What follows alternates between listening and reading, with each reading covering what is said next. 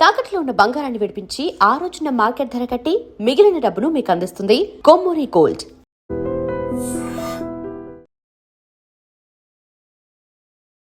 నమస్కారం, welcome to I dream.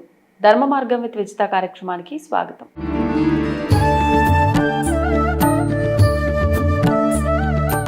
నమస్కారం అండి. నమస్కారం అమ్మా. సాధారణంగా మనం ఏ శుభకార్యం మొదలుపెట్టినా, ఏ చిన్న కార్యం మనం చేస్తున్నా కూడా ఖచ్చితంగా ముందు గణపతి ఆరాధన చేసిన తర్వాత మనం కనుక పనులు ప్రారంభిస్తే ఎటువంటి ఆటంకాలు ఉండదు. అంటే గణపతి ఆరాధన అనేది ఎంత ప్రాధాన్యత అనేది ఇక్కడ అర్థమవుతుంది. మరి మామూలుగా ఈ మధ్యకాలంలో మనం వింటూ ఉన్నాము, ఆరాధన వరకు ఓకే, మా అందరికీ ఒక అవగాహన ఉంది.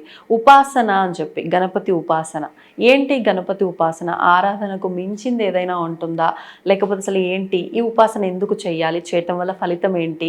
ప్రస్తుత రోజుల్లో ప్రతి ఒక్కరికి కామ్యం నెరవేరడం కోసము ఏదో సంకల్పం చెప్పుకొని ఏదో మేము తోచిన పూజ చేశామా, ఇంతవరకు మాత్రమే తెలుసు. మరి దీనివల్ల ఇంకేమన్నా విశేషంగా ఫలితం ఉంటుందంటారా? దాని గురించి వివరణ. మంచి ప్రశ్న వేశారు. అందులో ఈ అధిక జ్యేష్ఠ మాసంలో సంకష్టాల చతుర్థి రోజు ఈ ప్రశ్న అడగడం చాలా విశేషం. కాబట్టి ఈ యొక్క విషయాన్ని గురించి మాట్లాడుకోబోయే ముందు కాస్త ఆధ్యాత్మికంగా ప్రార్థన చేసుకుని విషయంలోకి వెళ్దాం. తప్పకుండా. బీజాపూరగదేక్షుకార్ముకరుజ చక్రాబ్జ పాశోత్పల వ్రీహ్యగ్రస్వ విశాన రత్నకలశాన్ ప్రోధ్యద్గరాంభోరుహ ధ్యేయో వల్లభయ సపత్మకరయ సృష్టోజ్వల భూషయాత్ విశ్వోత్పత్తి విపత్తి సంస్థితికరో విఘ్నేశ ఇష్టాదః. శ్రీ మహాగణాధిపతయే నమో నమః. అస్మత్ గురు శ్రీ దత్తాత్రేయ సద్గురుభ్యో నమో నమః. అస్మత్ పితు శ్రీ భమిడి వెంకట సుబ్రహ్మణ్య శర్మ పాదారవిందాభ్యో నమో నమః. ప్రధానంగా గణపతి అంటేనే చాలా విశేషమైనటువంటి దేవుడు అంటారు. ఎందుకంటే చిన్నపిల్లలకి అందరికీ కూడా గణపతి అంటే చాలా ఇష్టమైనటువంటి. ఇతర దేశాల్లో కూడా గణపతిని ఎలిఫెంట్ గాడ్ అని పూజ చేస్తూ ఉంటారు. ఎందుకంటే గణపతిని ఇష్టపడిన వాళ్ళు ఎవరు ఉండరు. అందులో శాస్త్రం కూడా ఏం చెప్తుందంటే, కలియుగంలో కలౌ కపి వినాయక అంటే కలియుగంలో తొందరగా పరిగే దేవతలు ఎవరైనా ఉన్నారయ్యా అంటే కలియుగంలో కపి వినాయక. అదే కొంతమంది ఏమంటుంటారు, కలౌ చండీ వినాయక అని కూడా అంటూ ఉంటారు. ఈ విధంగా చాలా విశేషమైనటువంటి దేవుడు గణపతి. అయితే ఎందుకు గణపతికి అంత ప్రాశస్త్యం? ఎందుకు అంటే ప్రధానంగా ఆయన గణములకు అధిపతి. గణములు అంటే మనకి అర్థం ఏమిటి అంటే గణపతి, గణములకు అధిపతి. అయినా గణములు అంటే మనమందరం ఆయనకి గణాలు, మనమందరం ఆయనకి గణాలు. గణపతి గణములకి అధిపతి. శాస్త్రం ఇంకోటి ఏం చెప్తుందంటే, ఏదైనా ఒక శుభకార్యం అనుకోండి, లేకపోతే ఏదైనా ప్రారంభించే ముందు గణపతి ఆరాధన చేయకుండా ఏది చేసినా సరే సిద్ధించదు అని. ఎందుకు సిద్ధించదు అంటే, మనకి గణపతి మనకి మంత్రశాస్త్రంలో కూడా ఏం చెప్తాడంటే, గణపతి మూలాధారానికి అధిపతి అంటారు. ఎందుకంటే దీనికి షట్చక్రాల్లో ఉంది కదమ్మా. మూలాధారం తదా స్వాదిష్టానాంచ మణిపూరకం అనాహతం విశుద్ధాఖ్యం ఆజ్ఞాచక్రం విదుర్బుధా తవాధార స్వరూపాణి కోణచక్రాణి పార్వతి త్రికోణరూపిణీ శక్తి బిందురూప శివస్ఫృత అవినాభావ సంబంధ తస్మాత్ బిందు త్రికోణయో అని షట్చక్ర ధ్యానం. ఇందులో మూలాధారంకి అధిపతి గణపతి. అంటే ఏ మంత్రమైనా సిద్ధించాలన్నా, ఏ కార్యమైనా సిద్ధించాలన్నా గణపతి అనుజ్ఞ లేనిదే మనకి ఏది సిద్ధించదు. మనం చాలామంది అంటూ ఉంటారు, అతిథిష్ట మహాకాయ కల్పోత దహనోపమ భైరవాయ నమస్తుభ్యం అనుజ్ఞాం దాతుమర్హసి అని. భైరవ అనుజ్ఞ లేనిదే ఏది కూడా ప్రవేశించడానికి వీల్లేదు. అలాగే గణపతి అనుగ్రహం లేనిదే ఏది కూడా సిద్ధించదమ్మా. ఎందుకంటే ఏదైనా మనకి షట్చక్రాలు అన్నీ కూడా శుద్ధి అవ్వాలన్నా, యాక్టివేట్ అవ్వాలన్నా ప్రధానమైనటువంటి దేవుడు గణపతి. గణపతి మంత్రసిద్ధి జరగందే ఏ దేవతలు కూడా సిద్ధించవు. అటువంటి విశేషమైనటువంటి తత్వం కలిగినటువంటి దేవుడు గణపతి. అది కాకుండా ఏ శుభకార్యాలు కూడా మీరు ప్రారంభించే ముందు దేవతలు, ఎందుకంటే దేవతలే స్వామికి వరం ఇచ్చారు కదా, ఫస్ట్ నీకు ఆరాధన చేసిన తర్వాతే మాకు ఫలితం అనేది ఉంటుంది. అంటే మా పూజ చేసేసడానికి అవకాశం లేదు, హరిద్రా గణపతిని ఆరాధన చేస్తే కానీ మిగతా సత్యనారాయణ స్వామి వారి వ్రతం అనిండి ఏదవనండి, ఫస్ట్ హరిద్రా గణపతిని ఆరాధన చేస్తే కానీ రుద్రాభిషేకం ఏదవనండి, ఏ శుభకార్యం చేసినా హరిద్రా గణపతిని ఆరాధన చేస్తే కానీ ఏది కూడా సిద్ధింపజేయడానికి అవకాశం లేదు. దేవతలే వరం ఇచ్చారు. అటువంటి విశేషమైనటువంటి తత్వం కలిగి, ఎందుకంటే విఘ్నాన్ని దూరం చేస్తాడు స్వామి, విఘ్నాన్ని దూరం చేస్తాడు. అదేవిధంగా సుఖాలను ఇచ్చినటువంటి వాడు గణపతి. అందుకని అదే కాకుండా ప్రధానంగా శ్రీ విద్యా సాంప్రదాయంలో కూడా మంత్రోపదేశం ఇచ్చినప్పుడు గురు గణపతి బాల ఇస్తారు. ముందుగా గురు గణపతి బాల అనేది ఇస్తూ ఉంటారు. గురుత్రయం, దానికి ఉపదేశం ఎవరు ఇస్తూ ఉంటారు, దానికి స్వగురువు అంటారు. అదేవిధంగా ఈ ఉపదేశం ఇచ్చిన వారికి గురువు ఎవరు ఉంటారో వారిని పరమ గురువు అని పిలుస్తారు. వారికి గురువు కానీ పరమేష్ఠ గురువు అని ఈ గురుత్రయం అని ఉంటుంది. ఆ విధంగా గురువులు. అవునమ్మా. అంటే ఇప్పుడు ఎవరు ఉపదేశం ఇస్తూ ఉంటారో వాళ్ళని స్వగురువుగా భావన చేస్తారు. వారికి గురువు గారిని పరమ గురువుగా భావన చేస్తారు. వారికి గురువు గారిని పరమేష్ఠ గురువుగా భావన చేస్తారు. అదేవిధంగా శ్రీ విద్యా సాంప్రదాయంలో కూడా ఫస్ట్ గురు గణపతి, లక్ష్మీ గణపతి అనుకోండి, హరిద్రా గణపతి అనుకోండి, ఉచ్చిష్ట గణపతి అనుకోండి, ఏదనుకోండి, ప్రధానంగా ప్రస్తుత కలియుగంలో తొందరగా పలికే దేవతలు 5 దేవతలు. ఒకటి హరిద్రా గణపతి, మహాగణపతి, తర్వాత లక్ష్మీ గణపతి, తర్వాత సింహ గణపతి, అదేవిధంగా హరిద్రా గణపతి, అదేవిధంగా ఉచ్చిష్ట గణపతి. ఈ 5 గణపతులు చాలా ప్రాశస్త్యంలో కూడా నడుస్తున్నాయి. అయితే ఉచ్చిష్ట గణపతి అనేది కాస్త కొంచెం దాంట్లో కూడా కొంచెం ఇది నడుస్తున్నాయి. అది కాస్త తాంత్రిక దేవతలని, కొన్ని క్షుద్ర ఉపాసన అని ఏవేవో మాటలని, అది చాలా తప్పు, చాలా ఇది. ఎందుకంటే ఉచ్చిష్ట గణపతి ఇచ్చినటువంటి ఫలితాలు చాలా తొందరగా ప్రసన్నం అవుతాడు స్వామి, చాలా తొందరగా అనుగ్రహాన్ని ఇస్తాడు. చాలా విశేషమైనటువంటి గణపతి. హరిద్రా గణపతి వివాహం కాని వారు హరిద్రా గణపతి ఉపాసన చేస్తే వివాహం సిద్ధిస్తుంది. అదేవిధంగా సింహ గణపతి శత్రువుల నుండి ఇబ్బందులు పడేవారు, అదేవిధంగా కాలసర్పదోషాల నుండి ఇబ్బంది పడేవారు సింహ గణపతిని ఆరాధన చేస్తే విశేషమైనటువంటి ఫలితం వస్తుంది. అదేవిధంగా లక్ష్మీ గణపతి, లక్ష్మి ఐశ్వర్యం, ఇహంలో సుఖం పరంలో మోక్షాన్ని పొందేది లక్ష్మీ గణపతి. మహాగణపతి అంటే తెలిసిన విషయమే. మహాగణపతి సర్వసిద్ధుల్ని ఇస్తాడు స్వామి. ఇది ఇస్తాడు అది ఇవ్వడు అన్నట్టు లేదు, ప్రతిదీ ఇచ్చేది మహాగణపతి. చాలామంది లక్ష్మీ గణపతిని మహాగణపతి అంటారు. లక్ష్మీ గణపతి మంత్రం వేరు, మహాగణపతి ఉపాసన క్రమం వేరు. ఇది చాలామంది లక్ష్మీ గణపతిని మహాగణపతి మంత్రం అని అంటూ ఉంటారు. లక్ష్మీ గణపతి మంత్ర ఉపాసన క్రమం వేరు, మహాగణపతి ఉపాసన క్రమం. ఇప్పుడు ఈ రెండింటి మధ్య వ్యత్యాసం ఏంటండి? ఆరాధన, ఉపాసన, ఈ రెండింటి మధ్య వ్యత్యాసం ఏంటి? ఉపాసన అనేది ఉపాసన అంటే ఆరాధన అనేది ఏమిటంటే చక్కగా ఇప్పుడు మనం చూసారా, పువ్వులతో స్వామివారికి షోడశోపచారాలు పూజ చేసి చక్కగా స్వామివారికి సంబంధించినటువంటి సంకటనాశన గణపతి స్తోత్రం అనుకోండి, గణేశాష్టకం అనుకోండి, ఈ స్తోత్రాలన్నీ పూజ చేసి చక్కగా స్వామివారికి అర్చన కైంకర్యాలు, అదేవిధంగా స్వామివారికి సంబంధించినటువంటి కీర్తనలు పాడుకొని స్వామివారికి సంబంధించినటువంటి స్తోత్రాలు చేసుకుని ఇది చేసేదంతా అర్చన క్రమం, ఆరాధన క్రమం. అదేవిధంగా ఉపాసన అనేది చాలా పూర్తిగా ఇది విషయం వేరం. ఇదేమిటి అంటే ఉపాసన అర్చన అక్కడ వరకు అయిపోయింది అంతే, అయిపోయింది. దాని తర్వాత ఈ దైనందిక ప్రపంచంలో, ఈ మాయా ప్రపంచంలో పడిపోవడమే.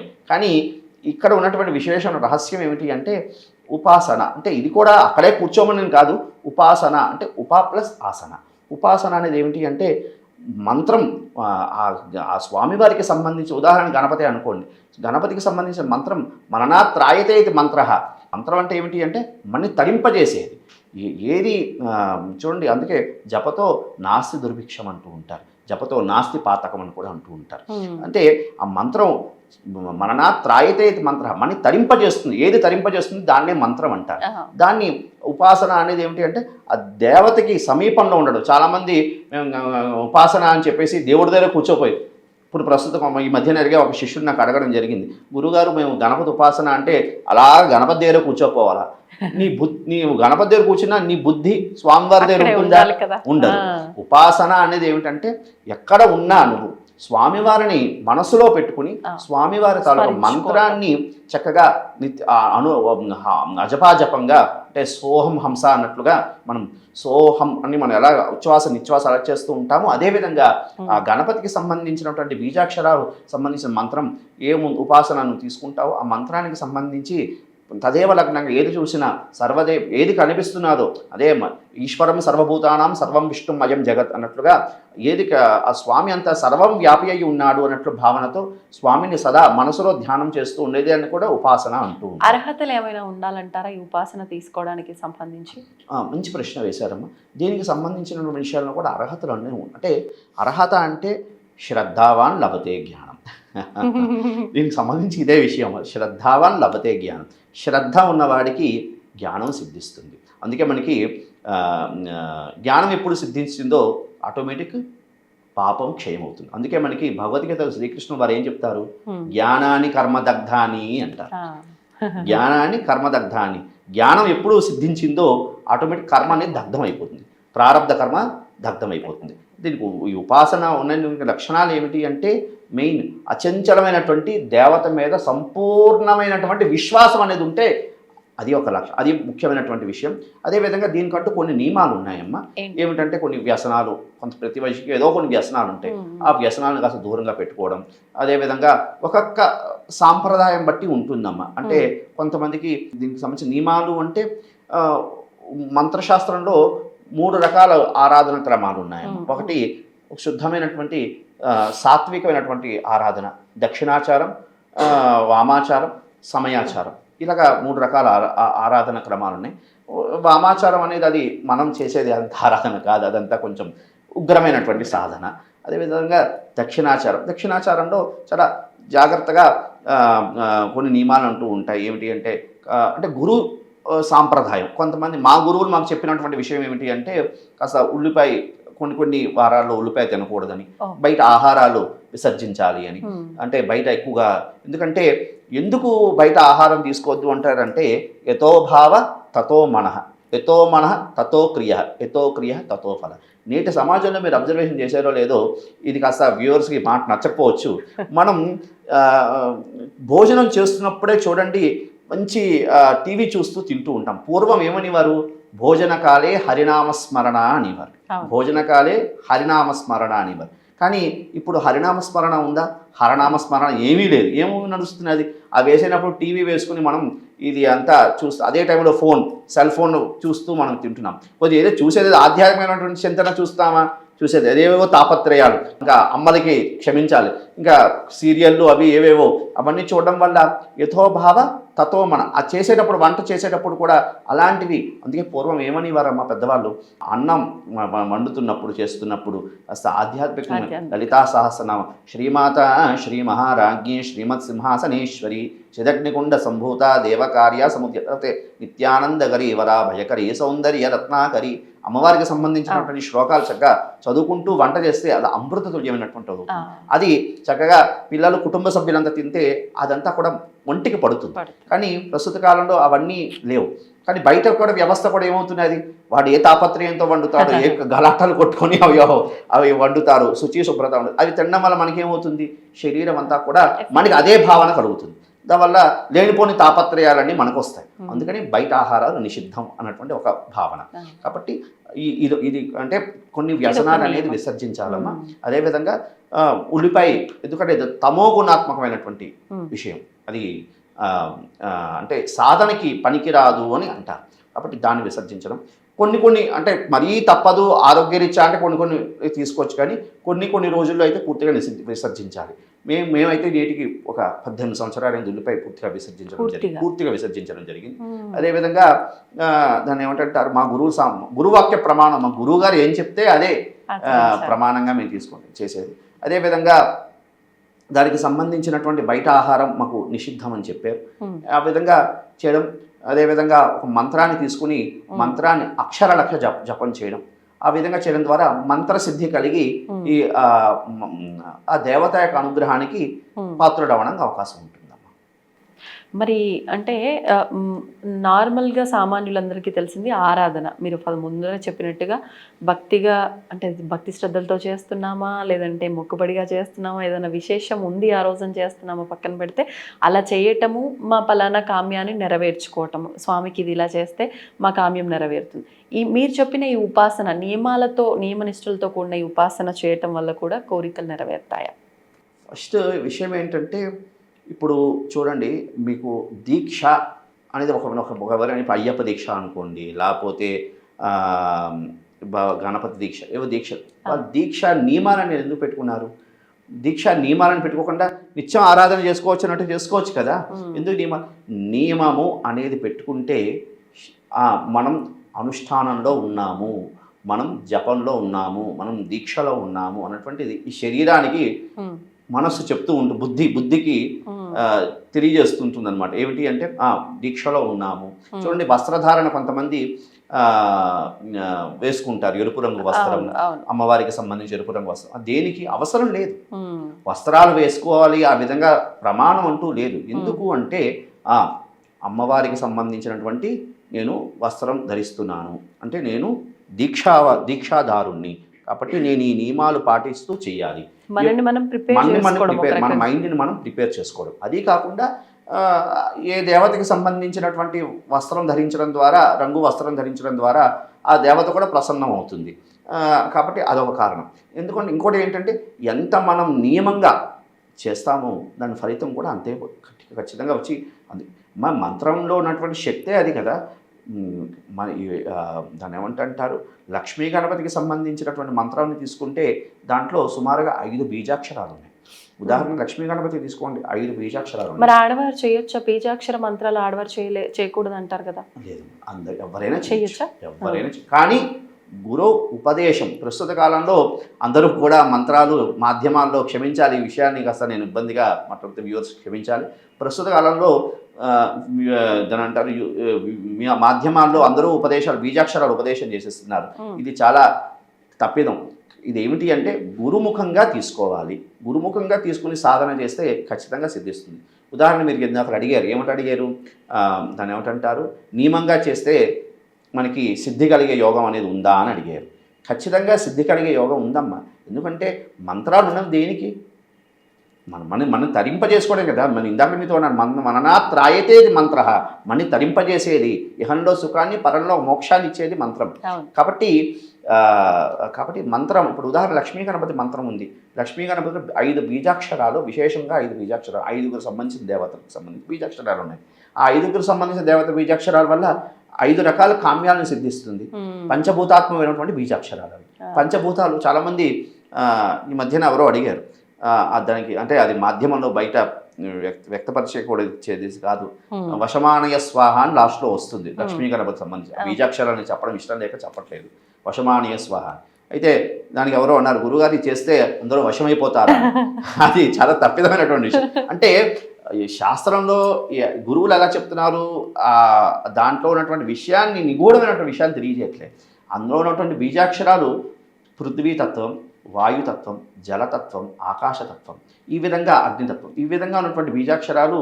దీన్ని మనం సాధన చేయడం ద్వారా ఎప్పుడు ప్రకృతి మనకి ఆధీనమై ఉందో దేవతలు సర్వం మనకి వశమే ఉంది. దేవతే మనకి వశమైనప్పుడు యావత్ జగత్తే మనకి వశీకమై ఉంటుంది. కాబట్టి ఆ తత్వాన్ని ఎవరు తెలుసుకోలేకపోతున్నారు. కాబట్టి అంటే అదంతా తప్పిదం ఎవరిదంటే వాళ్ళు తప్పిదం అంటే గురువుల దగ్గర నేను ఇచ్చేయనమ్మా, శిష్యుడు వెళ్ళి తెలుసుకోవాలి. ఇప్పుడు మంత్రోపదేశం తీసేసుకున్నాక, గురువుగారి దగ్గరికి వెళ్ళి మంత్రోపదేశం తీసేసుకున్నాక అయిపోయింది అని చెప్పేసి దులిపించుకుని వెళ్ళిపోవడం కాదమ్మా. విషయం ఏంటంటే గురువుని ఆశ్రయించి, గురువుని శుశ్రూష చేసి, ఇప్పుడు ఎవరమ్మా చేస్తున్నారు, అందుకే సిద్ధులు ఎక్కడ, మంత్రసిద్ధి ఎక్కడ కలుగుతున్నది చెప్పండి. మంచి గురువుని ఆశ్రయించాలి. గురువు దగ్గర ఉపదేశం తీసేసుకుంటారు చాలామంది, అదే గురువుని నిందస్థుతి చేస్తుంటారు. గురునింద మహాపాపం.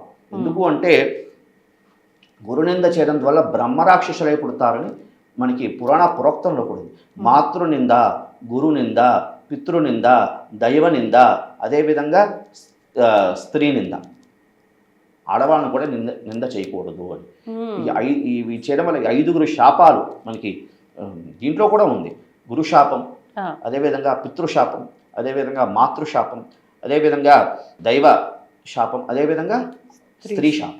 ఈ 5 విశేషమైనటువంటి శాపాలు. కాబట్టి గురువుని ఎప్పుడూ నిందించకూడదు. నీకు నచ్చలేదు, గురువుగా తిట్టారని ఒక ఏదైనా తిట్టారు అంటే ఆయన్ని మంచిగా తిడతారు, ఉద్ధారణకే తిడతారు. కానీ ఒకటి, ఇప్పుడు ప్రస్తుత కాలంలో గురువులు కూడా విషయం అది, దీని గురించి మనం ఒకసారి ఎప్పుడో ఒకరోజు ఎపిసోడ్ చేసుకుందాం అమ్మ. గురువు అనేవారు ఏ విధంగా ఉండాలి, శిష్యుడు అనేవారు ఏ విధంగా ఉండాలి, గురువు శిష్యుల తత్వం ఏంటి అనే విషయం గురించి కూడా మనం ఈ విషయంగా తెలుసుకున్నాం. అయితే ఖచ్చితంగా విషయం ఏంటి అంటే ఉపాసనా క్రమం అనేది ఖచ్చితంగా నియమంగా చేసి, దానికి చక్కగా చక్కటమైనటువంటి గురువుని ఆశ్రయించి, చక్కగా గణపతి ఉపాసన తీసుకుని, ఉపాసనాన్ని నియమబద్ధంగా చేస్తే ఖచ్చితంగా మంత్రసిద్ధి కలిగి ఇహంలో సుఖాన్ని పరంలో మోక్షాన్ని పొందుతూ కామ్యసిద్ధి కలుగు కూడా జరగడానికి అవకాశం ఉంది. సంతోషం అండి, ధన్యవాదాలు. శుభమస్తు. And for more videos, Please subscribe to iDream channel. Subscribe to iDream Media. Please subscribe to iDream. Please subscribe to iDream. Please subscribe iDream. And please subscribe to iDream. For more videos, subscribe to iDream. please like, share, and subscribe to the channel. Congratulations, iDream. Subscribe to iDream. Subscribe to iDream. So subscribe to iDream Media. iDream ki iDream team అందరికి huge congratulations. Please subscribe iDream Media. Please subscribe to iDream. Subscribe iDream. Please subscribe to iDream. iDream అంటే నా కళల channel subscribe చేసుకున్న నోరు తిరుగుతలేదు, మీరైతే గంట గుర్తు కొట్టండి. For more such videos, please subscribe to iDream. Subscribe to iDream. Please subscribe to iDream. Please subscribe iDream Media. Please do subscribe to iDream. Please subscribe to iDream Media. For best entertainment and information, please subscribe iDream. And don't forget to subscribe to iDream.